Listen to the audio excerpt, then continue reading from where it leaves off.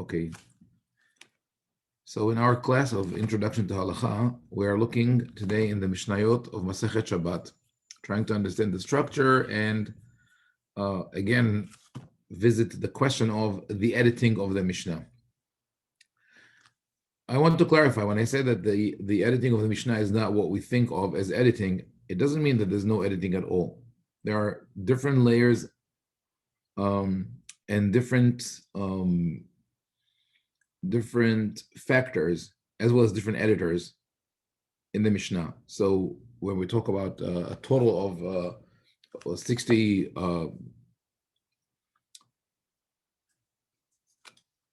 Masechtot, 60 tractates, and multiple, hundreds of chapters in those tractates, obviously there are units that are edited within that corpus. The question is whether, first of all, those chapters, when they added up to a tractate, was there an editing that connected all these chapters together, and whether within the chapters every word was edited in a way that fits a printed edition or a written edition that presents the whole corpus in front of the reader. I mean, there are a lot of things that make sense for people who study it orally, but not when it's written down. And that is important because as we continue into the Talmudic literature, we will see that in the Babylonian Talmud, the working assumption is that every word in the Mishnah is there for a reason, almost the way we treat biblical text. And that sometimes complicates issues because we put more into the intention of the authors of the Mishnah than was originally intended by them. So the first chapter of Tractate Shabbat opens with a discussion of Yetziot Shabbat, the acts of carrying out on Shabbat. And it tells us there are two acts which comprise 4 inside the house and 2 which comprise 4 outside. How does that happen?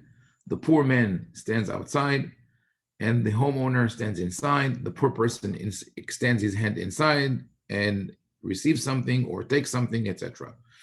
What is striking about this Mishnah is that it throws us right into the laws of Shabbat without any introduction. Yetziot Shabbat, 2 4 bifnim, the occurrences or the different possibilities of carrying something out from the private domain to the public domain on Shabbat are 2 which are actually 4 inside, and are 2 that are actually 4 outside.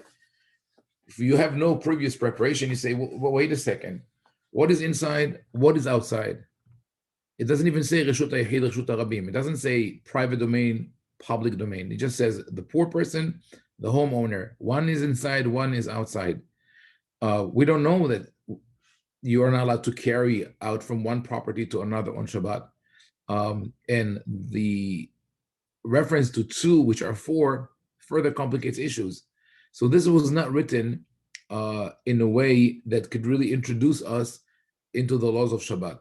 Why is it written that way? I'll leave it aside for now. We're going to go to the next halacha. But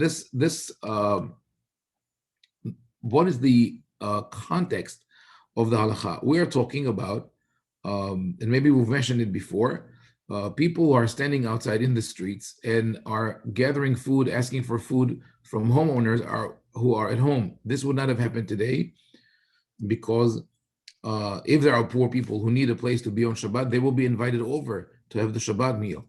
Why this is not an option that is mentioned in the Mishnah? Because this is written before the concept of an established meal on Friday night became commonplace. At that point in time, people still come home from work, they grab something to eat, and they go to sleep. The poor man might come knocking on the door, and you will give him something, a little bit of your food, but you will not invite him inside because you're not sitting to a table to have a normal meal. So that's the first Mishnah. The second Mishnah, let's study together. לא ישב אדם לפני הספר סמוך למנחה עד שיתפלל. ולא ייכנס אדם למרחץ, ולא לבורסקי, ולא לאכול, ולא לדין, ואם התחילו אין מפסיקים. מפסיקים לקרוא קריאת שמע, ואין מפסיקים לתפילה. The Mishnah says one should not take a haircut shortly before the time of minha. That's every day, not only on Friday. First, one must say the tefillah, and then should take a haircut. Why? Because he might the haircut might drag. It might take a long time, and he will forget that he didn't pray. So let's say it's not clarified in the Mishnah what is samuch la minha, near the time of minha, and that's typical to the early Mishnayot. Before we have an obsession with an accurate and exact measure for everything, but also in general, whenever it comes to time measurements, that the Mishnah is vague because people didn't have the ability to measure time accurately.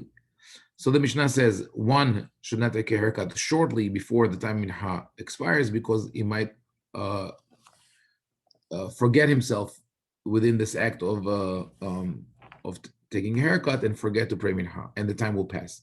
Similarly, one should not go into the bathhouse, the public bathhouse, another activity that takes a long time, and not to a tannery. So here it was translated, should not enter to work in a tannery, not necessarily, but entering a tannery is something that people didn't do often because the chemicals used there had a very, very strong smell. So you would, if you would only go there if it's necessary, but once you were there, you would spend the time necessary to get the piece of leather or garment, whatever you needed. Velo le'echol, you don't start a meal. Velo ladin, and you don't start a judicial process, because all these things take time. Ve'im ithilu en mafsikim, but if they already started, they don't have to stop. So again, you cannot start it before you pray minha, but if you start, you don't have to stop. Mafsikin likrot kriyat shema ve'en mafsikim latefila. You stop in order to say kriyat shema if you're going to miss the time of shema, but not for the amidah. So Mishnah, if we just isolate it and take it out of Masechet Shabbat, has nothing to do with Shabbat. Those are things that one cannot do any day of the week, shortly before the time of minha. And here also, we see two things, I think, that could point to a lack of editing, of a final editing. If the Mishnah wanted to be concise and give us general rules of what one is allowed and not allowed to do, the Mishnah should say one should not start an activity that could drag on before minha, because he might forget. You don't have to specify haircut, bathhouse, tannery, food, judicial process. Just in the general rule, whatever takes time, and you there's a fear that you might get engaged and forget about tefillah minha, don't start it. But instead, the Mishnah goes in a casuistic manner, lists all the different examples. Mafsikim likrot kriyat shema ve'mafsikim latefila. That phrase should have been edited in a sense, in a way of ve'im ithilu, but if they started, en mafsikim latefila, aval mafsikin leshema. They should not stop. They don't have to stop in order to say the amidah, but they should stop in order to say kriyat shema. So this is an example of the layers of the Mishnah. The first original Mishnah, before, still in the oral stage, just said en mafsikim, you don't have to stop. And then a later generation came and clarified, you don't have to stop for tefillah, but if you're going to miss the time of kriyat shema, you do have to stop. Now in Mishnah 3, we get to the connection of Shabbat. לא יצא החייב במחתו סמוך לחשיכה, שמא ישכח ויצא, ולא הלבלר בקולמוסו. A tailor may not go out with the needle stuck in his clothes. This is how tailors used to carry their needles, maybe even have a pin cushion around his wrist. One cannot walk out of his store with it shortly before Shabbat, because he might forget and carry it on Shabbat. Velo alavlar bekulmuso. And similarly, the scribe cannot go out with his quill. Where would be the quill of the scribe? I imagine it's stuck behind his ear. So we learn from here, by the way, that people used to work till late, because if on Friday, because if you work till you close your store, you close shop 2-3 hours before Shabbat. Even if you carry your needle or your quill with you, you'll have enough time to go home, put it aside, change into your Shabbat clothes. But this is not the way people lived back then. They worked till the last moment before Shabbat. And eventually the rabbis changed it with introducing Kiddush and the meal and all that. Velo yefale et kelav, and one should not search for meal. Haim. Yes. Hay un par de personas que están intentando entrar y no pueden. Okay, one moment.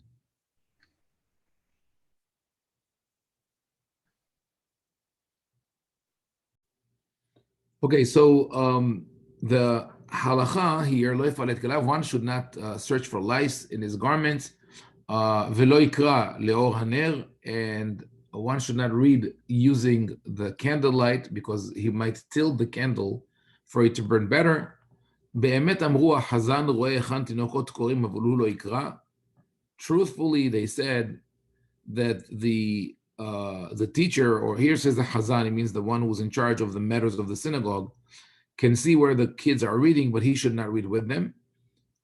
It's another interesting insight into the character of Friday night in the time of the early Mishnah. The children are sitting with the Hazan and reading on Friday night. That's after the meal or before the meal. When is it exactly? We don't know. Probably it is where there's still no meal. There's no official meal for Friday night. So the students just stay in school. Even though Shabbat started, they will finish and they will go home later. But these two, as I said, we still don't have this character of Shabbat, of having Kiddush and having a meal. And here we have a great example of the way the Mishnah segues into something completely different, and that is that people with sexually transmitted diseases, men and women, should not eat together because they might end up having sexual relationships.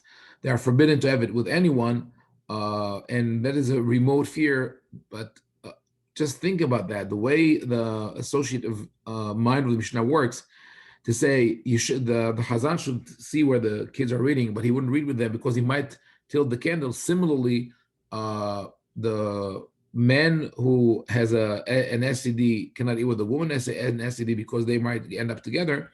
It's a bit far-fetched, but still, this is the way it works.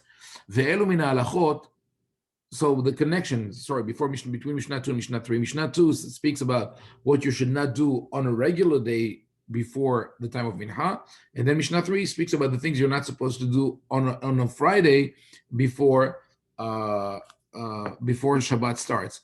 The Mishnah 2 should have been completely removed and placed with the halachot of Tefillah in Masechet Brachot. So just one example of the lack of editing that would have helped a clear analysis of the Mishnah in later generations. Then in Mishnah 4 we read this. Those are the more the halachot that the rabbis who went to visit Hananiah ben Hizkiah ben Gurion decided upon when they went to visit him. They were counted, and the students of Bet Shammai outnumbered the students of Bet Hillel. And they made 18 decrees on that day. Now, the following laws of the Mishnah, from Mishnah 5, 6, 7, 8, 9, and 10, up to 9, are not part of the Gzerot. It's not clear exactly what are those 18 things that were decreed. It's just a reference that on that day they went up to visit Hananiah ben Hizkiah ben Gurion, and they were in dispute, and they counted the votes, and Bet Shammai were more numerous than Bet Hillel, and they made 18 gezerot on that, or 18 decrees on that day. But some of the halachot are going to be presented here. And that's something interesting also. When you read the Mishnah, you'll find out that almost in every tractate, in the beginning of the Mishnah, chapter 1 or chapter 2, there will be a list of laws on which Bet Shammai and Bet Hillel disagree. It's almost deliberate. We have to show you there is this agreement, which is interesting. How did it all start? It's a question that scholars try to figure, that Hachamim try to figure out. There's a discussion of משרבו תלמידי בית שמאי ובית הלל שלא שימשו כל צורכן. When there were too many students of Bet Shammai and Bet Hillel who didn't learn well enough, that's where the mahlokot, that's where all these disputes came from. I think that I said it in one of the shiurim, but if I didn't say it here, I'll say it again. I think that when the rabbis say talmidim shelo shimshu kol tzorkam, those students were unprepared or didn't learn well enough at the feet of their masters, they don't mean that those students didn't know enough. Because if they did not know enough, there will always be other masters who would tell them this is what you need to do. They would adhere to them. How can a student that doesn't know enough become a master of halacha? Rather, the meaning of the phrase shelo shimshu kol tzorkam, those who didn't study enough at the feet of their masters, means that they are not totally subjugated to their masters. Or in other words, once you had too many students who dared think independently, you had disputes, you had disagreements.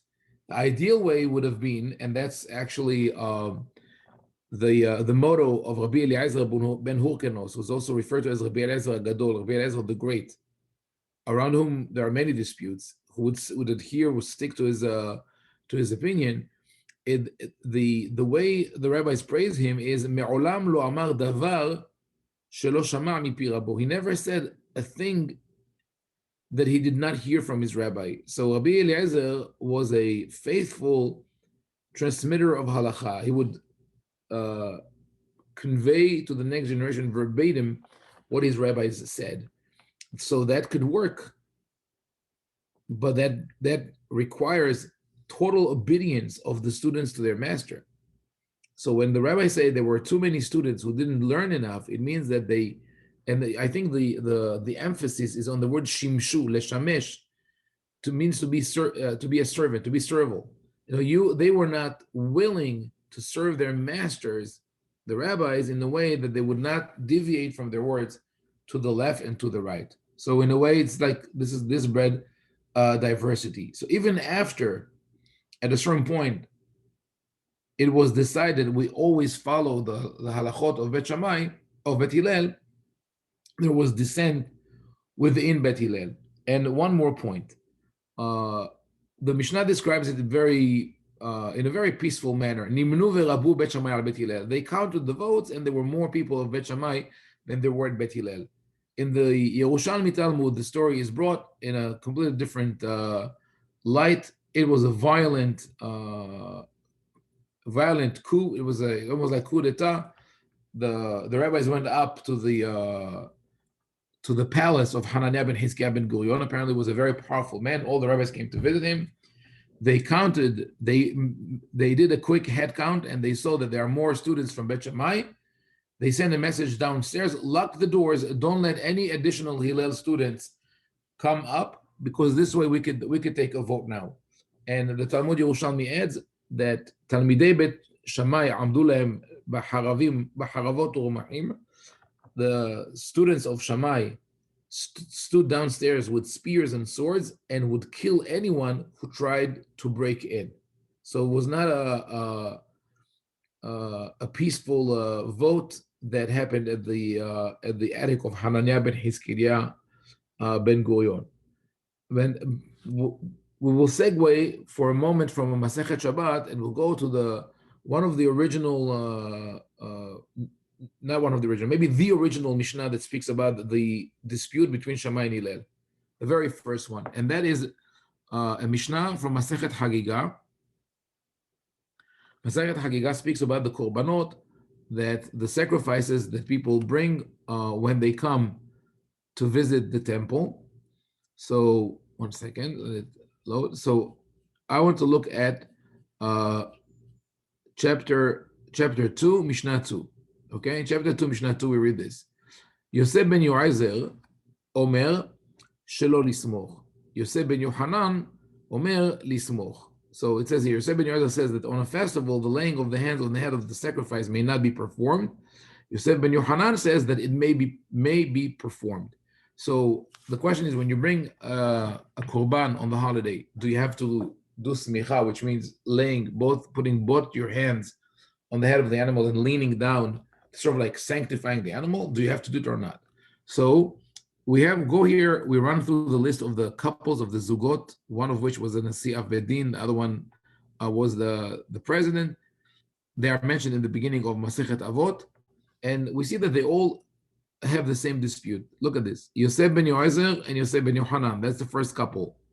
One of them says, Shelo lismoch, you don't lean on the animal. The other one says, lismoch. Then the next couple, Yoshua ben Parachia and Itayar Beli. One says no, one says yes. Next couple, Yehuda ben Tabai and Shimon ben Shatach. One says no, one says yes. Next couple, Shmaya ben Avtalion. One says yes, one says no. Then, surprise, we have Hillel u'Menachem lo nechlaku. There was a couple, not Hillel v'Shammai that we know of, it's Hillel u'Menachem, but they don't have a dispute. So everything is good, right? But no. Yatsa Menachem nichnas Shammai. But Menachem left. Why did he leave? The Talmud says he was drafted to the army. That was not his choice. And Shammai came and replaced Hillel. Shammai omer shelo lismoch. Hillel omer lismoch. Shammai says, you don't have to lean on the animal. Hillel says yes.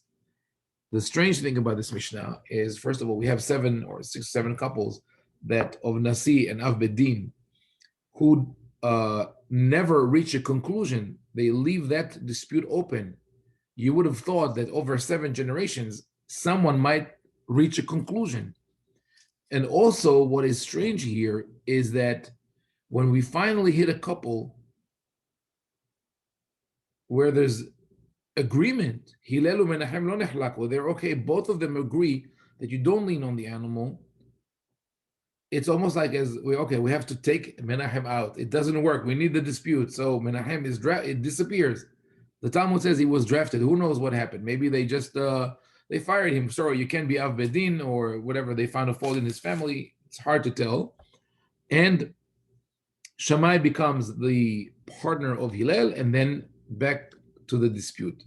My professor Professor Meir Simcha Feldblum, alav shalom, explained in the following manner. He says this is the first example of a dispute that was deliberately left open-ended, but maybe eventually paved the way for many more disagreements, where once people saw that this is possible, that you don't have to adhere to one authority and always have psak, it opened their mind, and we got the flourishing of disputes on all matters. What would be the agenda behind keeping that dispute alive? His answer is that the leaning on the sacrifice requires the person who brought the sacrifice to be present there with his sacrifice, because he needs to lean on it.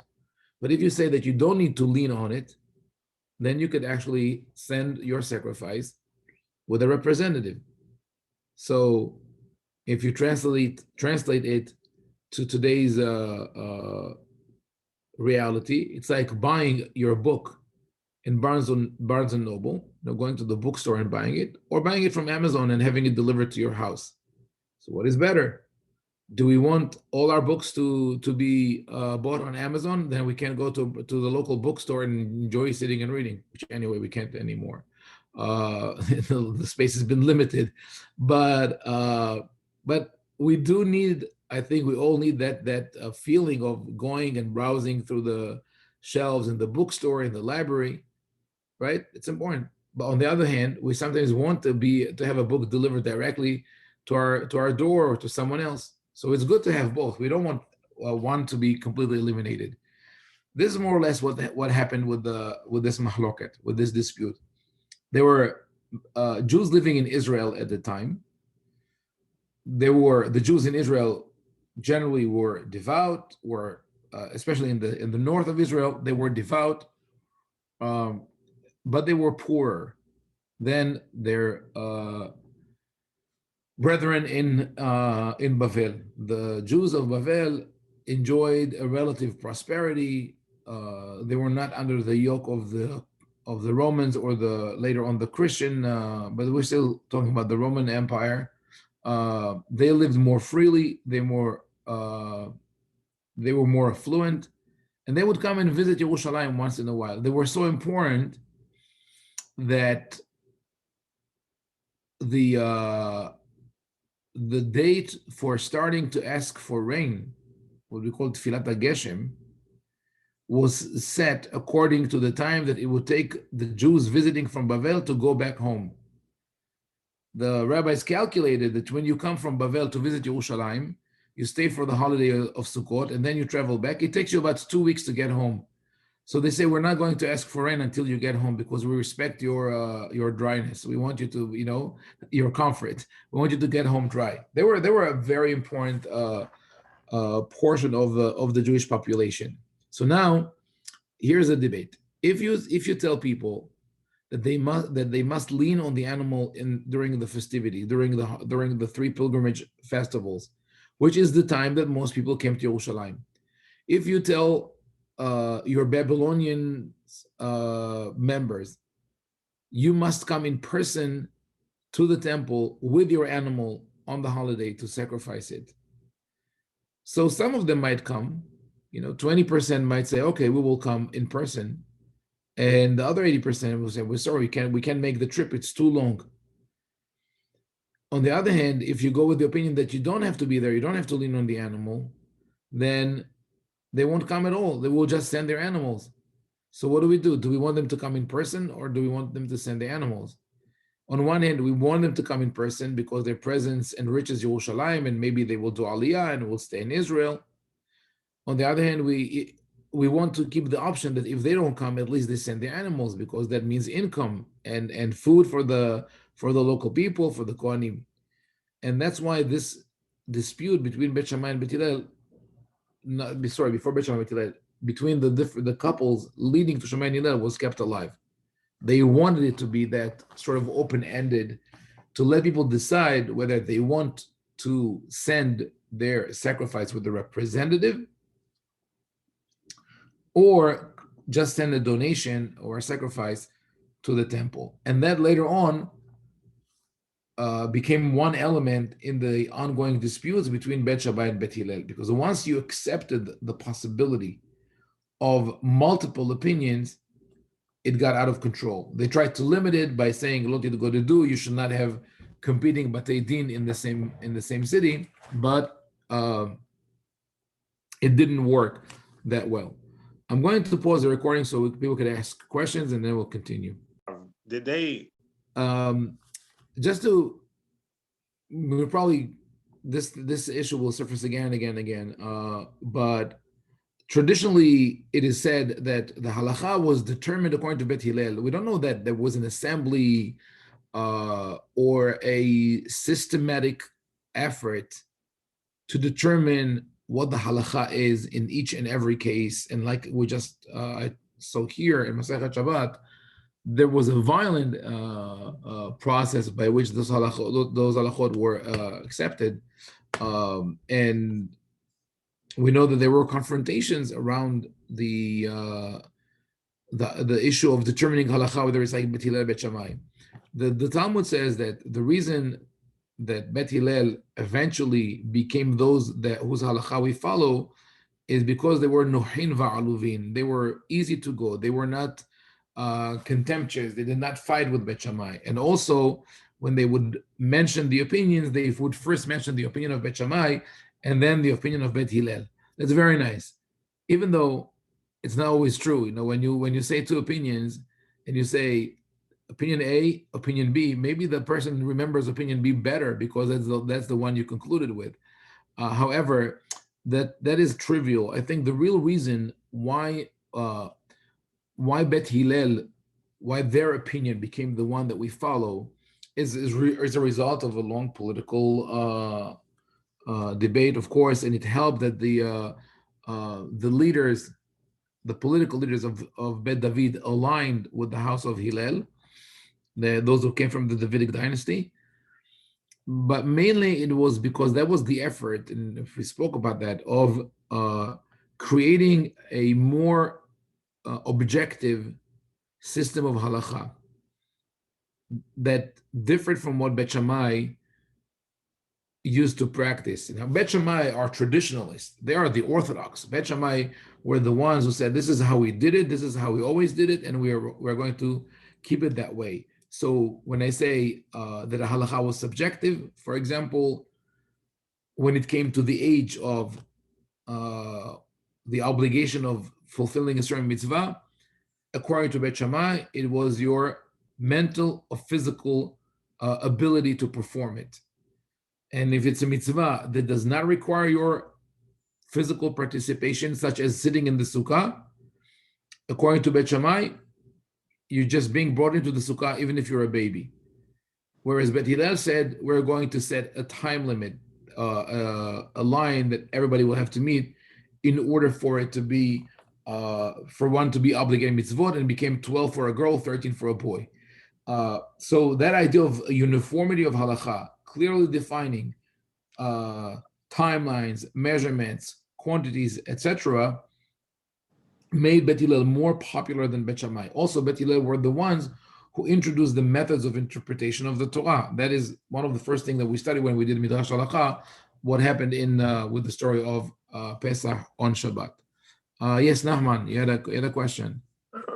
It's like a question comment. It's not maybe because people cannot follow this opinion of Bet Shammai too mahmir.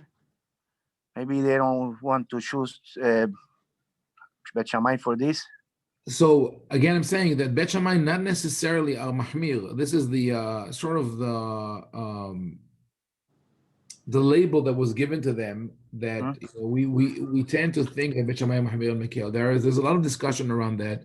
Rabbi Shlomo Zevin wrote in his book Ishim Veshitot, Personalities and Methods, speaks about that, and he thinks that it's more about the interpretation of a case where Bet Shammai looks at the potential of the case and Bet Hillel look at what it is in reality. There are many different ways to look at it, but I think that probably the truth is that all these elements are there. What I just mentioned, and which is the approach of Professor Gilat, that Bet Shammai represent the Orthodox traditional halakha. Bet Hillel are the reformers, but reformers that bring more logic into the world of halakha by making it objective and not subjective, and creating a uniform halakha for everyone. Then there's the element of sometimes Bet Shammai tend to be more mahmir, more strict, like the halachot that we'll see in the first chapter of Shabbat, where they say you can't even start a work before Shabbat if it's going to continue automatically into Shabbat. There are the things that are a different perspective of potential or reality, like Rabbi Zevin says. There are all these elements, but in general, it's part of a movement, of a political movement, where eventually Bet Hillel became more aligned with power, with knowledge, with things that people were, for them, was easier to accept. So let's return to the text in Masechet Shabbat, and we'll see. We're still in the first chapter there. So we have several halachot here that are all of the same character. They speak about starting a certain type of work before Shabbat, which goes on and continues independently on Shabbat. For example, soaking ink and certain elements, dyes for or food for animals that you have to soak in water in order to soften it. You put it before Shabbat, and on Shabbat you don't touch it. It happens automatically. Bet Shammai say you cannot do it. It must be done before Shabbat. Mishnah 6 speaks about putting flax in an oven and leaving it there the whole Shabbat. You're not doing anything, but it dries on its own. Or putting the wool in a cauldron full with the dye for it to absorb the dye. You put it before Shabbat, but it keeps happening on Shabbat. Another halakha, putting nets or traps for animals. Bet Shammai said that you must be able to trap those animals before Shabbat. Selling or giving a gift to a non-Jew must be done in a way that that person would reach his destination before Shabbat. Mishnah 8. Giving leather to the tanner or garments to a launderer must be done in a way that they could wash it before Shabbat. So, and then some other halachot about preparing food before Shabbat. Now, all these things, now I'm going to the point of editing, could have been edited to say in a simple sentence that any work that starts before Shabbat but goes on automatically during Shabbat is forbidden according to Bet Shammai, but permitted according to Bet Hillel. We don't need to go through 3 or 4 or 5 different examples. Why are we not mentioning other examples? There are surely more. Could you put a tea bag in your cup of tea before Shabbat, and it will keep on coloring the tea on Shabbat? For example, according to those who say you cannot do it. No, we always look at the general rules to determine what the halacha is. But obviously, the early Mishnah doesn't go by that principle of let us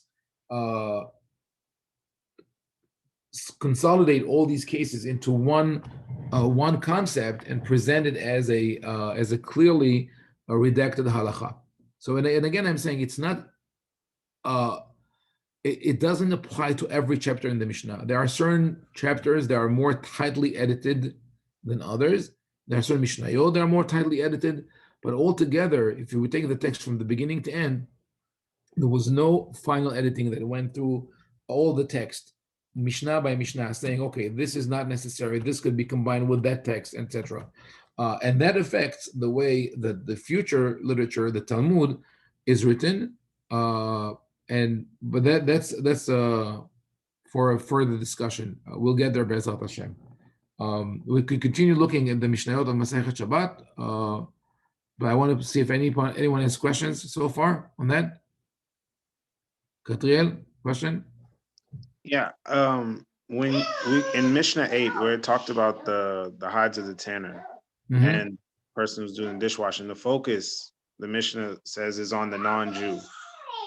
Why would we care if a non-Jew continued to work past Shabbat?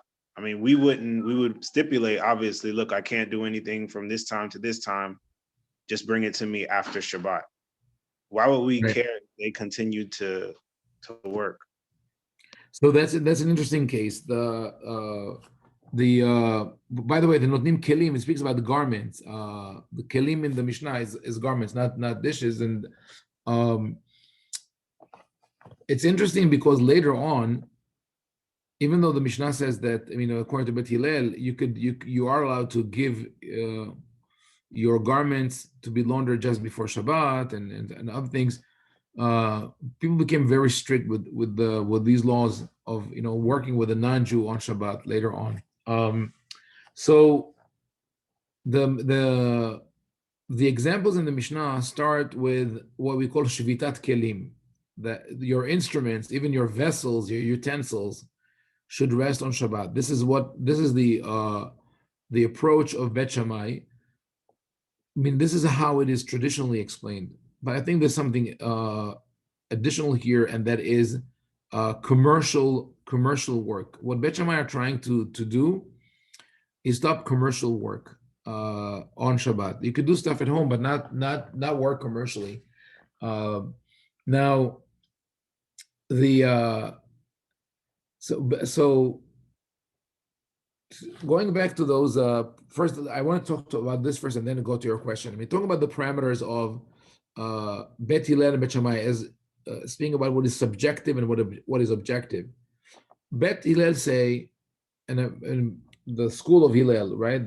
They say that Shabbat is the line. When Shabbat starts, that's when you have to stop working.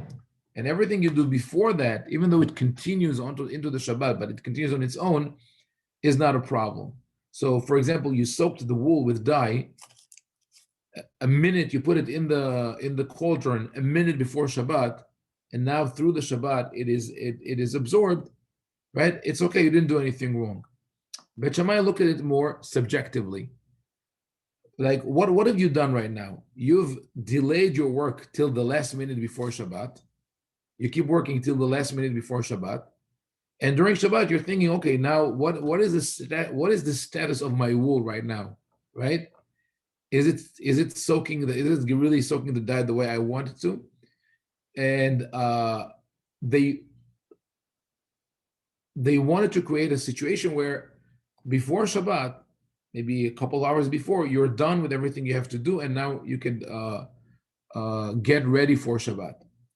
Now, when we talk about giving your garments or your leather product to a launderer or a tanner, it's the same thing. Bet Hillel say, we don't care. As long as you did it before Shabbat, it's fine. Bet Shammai say, from a subjective point of view, what have you done? You've extended your work hours till the last minute before Shabbat, which is interesting. This is something that I see the difference between living here and living in Israel.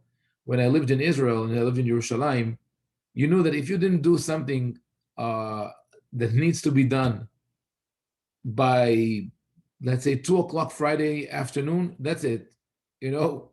You can run to the market and buy some. Everything closes down. The shops close down. They wash the Shuk Mahane Yehuda with power wash, and less cars, less buses. Everything goes into recess. It's almost like the siesta in Spain. Like you can't talk to anyone.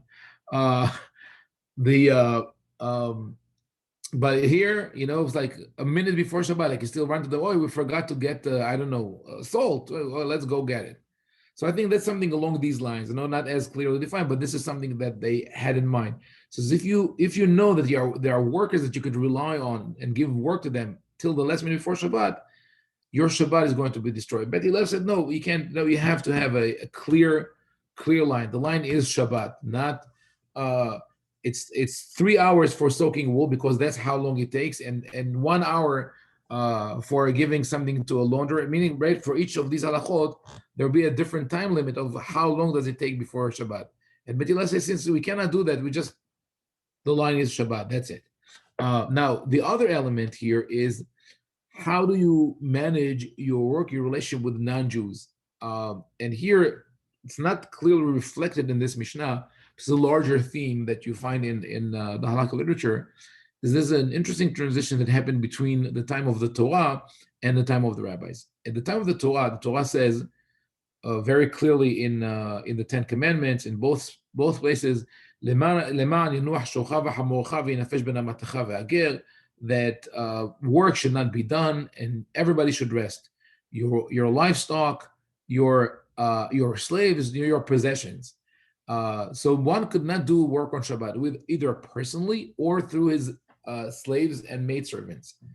But that was in biblical times where slavery was still practiced. It was practiced widely. And in general, I think we can see it from the literature of the Tanakh, especially the Nevi'im, that the Tanakh wanted to abolish slavery, but it didn't happen right away. But when you come to the rabbinical times, only very wealthy people at that time had slaves in the sense of the slavery of the Torah, and most of the work was done by hired hands. Either for a day, there's a lot of discussion of that in the halakha. People who are hired per hour, per day, per week, per month, etc. And that's where the rabbi saw the danger of people bypassing the biblical law. The biblical law says that all your possessions must rest on Shabbat, which meant livestock, which meant slaves and maidservants, and according to Bet Shammai, even your vessels, right? Nobody could have applied to the field because you can't stop your field from working on Shabbat because your crops will keep on growing. Otherwise, you'll have to harvest your field every Friday and replant it on Motzei Shabbat, which is impossible. So they knew the borders, the boundaries of impossibility. However, because the rabbis were afraid that people are going to use hired hands as a bypass and have them run things for them on Shabbat, they came up with all these halachot of limiting what you could ask a non-Jew to do for you on Shabbat, and as a result, also what you could ask them to do even before Shabbat, which we see here. So I think we will stop here, but I'm not sure if we should continue with Mishnayot Shabbat next time, because my purpose is not to study Mishnayot Shabbat in depth.